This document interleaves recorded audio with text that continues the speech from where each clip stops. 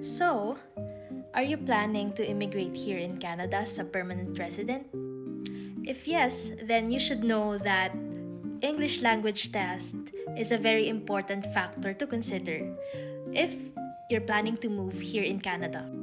And today I'll be giving you 3 tips that help me ace the IELTS and CELPIP exam, the one exam that decides if you're suitable to move here in Canada or not. By the way, my name is Mariam and I recently got my permanent residency here in Canada. So I'll be sharing you some tips that I did in order to secure that permanent residency. And now let's focus on IELTS. Let's get started. IELTS or CELPIP exam has 4 categories. It has listening, reading, writing, and speaking. IELTS can be a computer-based or paper-based exam, with the exception of speaking. Speaking is always an actual conversation between an interviewer and examinee. On the other hand, CELPIP is a computer-based exam, including the speaking. And here's the 3 things that I did in order to prepare for that exams. Number 1, do the practice exam. Whether you do IELTS or CELPIP, there's always gonna be a practice exam that will be given by the organization itself. Even though there's lots of YouTube videos or other online materials that you can find online, it's also still important to do the actual practice exam given by the organization in order for you to familiarize yourself with how the exam and the test will be. So, don't waste your chance to answer those exams. Make sure that you do the practice test before the actual exam itself. Remember that it's always better to come prepared.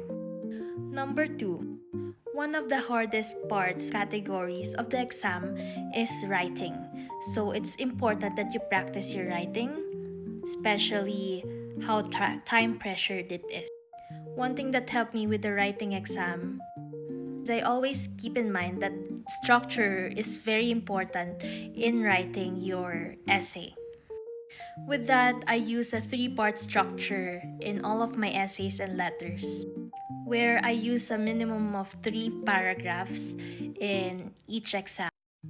The 3-part structure writing is a way of writing where you begin with an introduction of what your topics are or what your topic is, followed by the second part, which is the body, where you justify your topic or the reasoning behind your topic.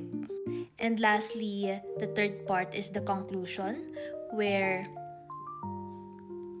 you give your final opinion or you restate the main topic. Give a little bit of summary of everything that you've written in the latter part of your essay. So always remember introduction, body, and conclusion. That's always the easiest way to break down your writing essays. And last but not the least, the third tip.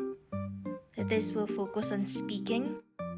And my tip for you is do not overthink. Whatever comes in your mind first, that will be the thing that you answer to your interviewer.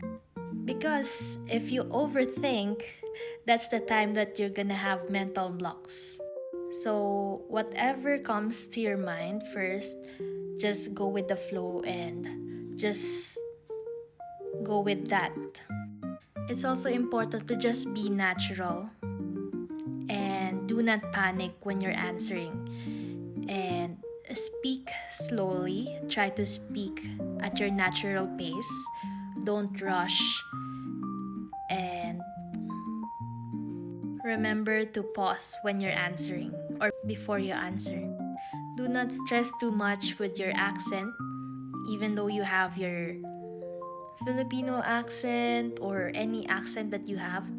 Do not pressure yourself to give a natural English accent because it's just gonna be unnatural for you.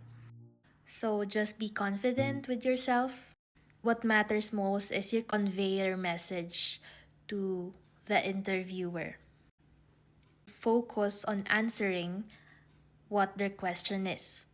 And there you go, guys. That's my 3 main tips for you in order for you to ace the exam.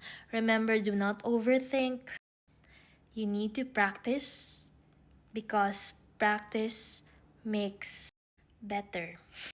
Structure your sentences or your writing with the 3-part structure with the introduction, body, and end.